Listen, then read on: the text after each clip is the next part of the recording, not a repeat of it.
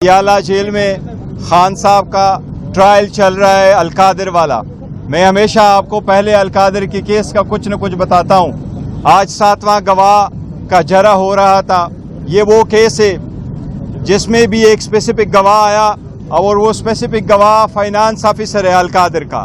उसने कोर्ट में एडमिट कर लिया है कि इस केस में न सरकार का नुकसान हुआ है और न ही खान साहब ने कोई ज़ाती फ़ायदा इस केस में से लिया है। इतना ही केस है सरकार का। ये इस बात की दलील है कि ये पॉलिटिकल विक्टिमाइजेशन है। खान साहब को जेल में रखने के लिए एक बहाना है, उनको प्रेशर डालने के लिए एक केस है जिसमें खान साहब और खान साहब की मिसेस के ख़िलाफ़, बुशरा बीबी के ख़िलाफ़ एक बेबुनियाद केस बनाया गया है ताकि उन पे प्रेशर डाले और कंप्रोमाइज़ पे मजबूर करे। लेकिन अल्हम्दुलिल्लाह खान साहब का एक ही कहना है कि मेरा जीना मरना इस मुल्क में है। मैं जब तक रहूँगा इस मुल्क में इंशाअल्लाह ताला खड़े होके मैंने जीना है और मैं आखिरी बाल तक लड़ूंगा। यही खान साहब का पैगाम है। अल्हम्दुलिल्लाह बेहतरीन हालत में सबसे खान साहब की ये दरख्वास्त है कि डटे रहें। हम अपनी मैंडेट वापस लेने के लिए भरपूर कोशिश कर रहे हैं। अब इंशाअल्लाह बाई इलेक्शन आ रहे हैं। बाई इलेक्शन में 12 प्रोविंशियल असम्बली की इलेक्शन है पंजाब में, 3 की है KPK में और नेशनल असम्बली की सीट से पूरे पाकिस्तान में। उन सब के लिए इंशाअल्लाह पाकिस्तान तहरीक इंसाफ जलसों का इनेकाद करेगी। इंशाअल्लाह जलसों में मरवत साहब भी जाएंगे और सारे कैंडिडेटों से दरख्वास्त है कि वो मुताल्लिका DC को और मुताल्लिका TMOs को दरख्वास्त दे दे ताकि वहाँ से हम परमिशन ले ले और इंशाअल्लाह भरपूर कैंपेन करेंगे और भरपूर जलसे होगी इंशाअल्लाह ताला। KPK में भी स्पेशल जलसा होगा खान साहब की रिहाई के लिए और उसका इन्वान होगा कैदी 804 की रिहाई। इंशाअल्लाह ताला KPK में सबसे बड़ा जलसा होगा जिसकी डेट का इनेकाद भी इंशाअल्लाह कुछ दिनों में किया जाएगा। खान साहब के तरफ साथ सियासी मामलात भी बहस हुई है। सियासी मामलात में सबसे पहले मैं आपको ये अनाउंस कर दूं, इंशाअल्लाह ताला पंजाब में हमारा पार्लिमानी लीडर मियां असलम साहब होंगे। इंशाअल्लाह ताला जब भी वो वापस आएंगे, बहुत जल्द आएंगे, वो अपना फाल रोल प्ले करेंगे। सेनेट के इलेक्शन पे भी बात हुई है खान साहब से। आप लोगों ने देखा कुछ केसेस ऐसे हैं जिस पे लिटिगेशन शुरू है।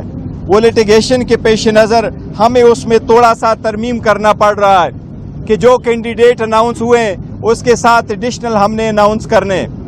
पंजाब में जुल्फी बुखारी साहब का नाम अनाउंस हुआ है और जुल्फी बुखारी साहब कैंडिडेट होंगे, लेकिन अगर कोई उसकी अपील में फ़र्क पड़ता है तो फिर हमने अनाउंस किया है खान साहब ने हमारा कैंडिडेट होगा इंशाअल्लाह अल्लामा राजा नासिर साहब हमारे पंजाब से कैंडिडेट होंगे।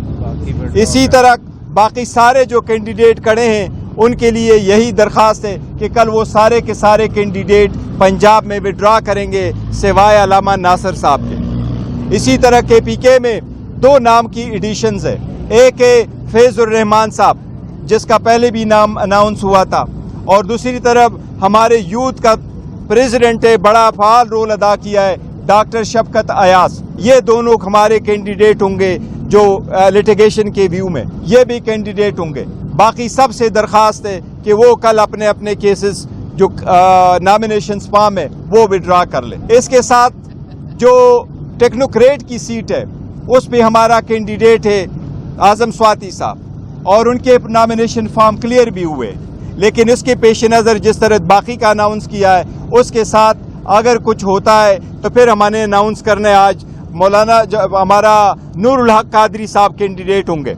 उसके अलावा बाकी सारे कैंडिडेट से दरख्वास्त है कि वो अपने नॉमिनेशन फॉर्म कल विड्रा करें कि वो विड्रावल की डेट है और ये कैंडिडेट इंशाअल्लाह ताला वहाँ अपने मुकाम पे खड़े होंगे और इंशाअल्लाह ताला कंटेस्ट करेंगे। इसके साथ हम ये एक बात वाज़ेह करना चाहते हैं। लास्ट टाइम आपको याद है मैंने यहाँ कहा था कि डोनाल्ड लू ने जो स्टेटमेंट दी है आज भी वो खान साहब के साथ डिस्कस हुआ है। डोनाल्ड लू ने एक ऑफिशियल स्टेटमेंट दी है और उस ऑफिशियल स्टेटमेंट में इसने इस बात का तकाजा किया है और इस तरह इंप्रेशन क्रिएट की है एज इफ कि नहीं उसकी मीटिंग हुई है और ना ही उस मीटिंग में उन्होंने वो कंटेंट्स बताए जो असद मजीद साहब ने अपने साइफर में लिख के पाकिस्तान भेजे।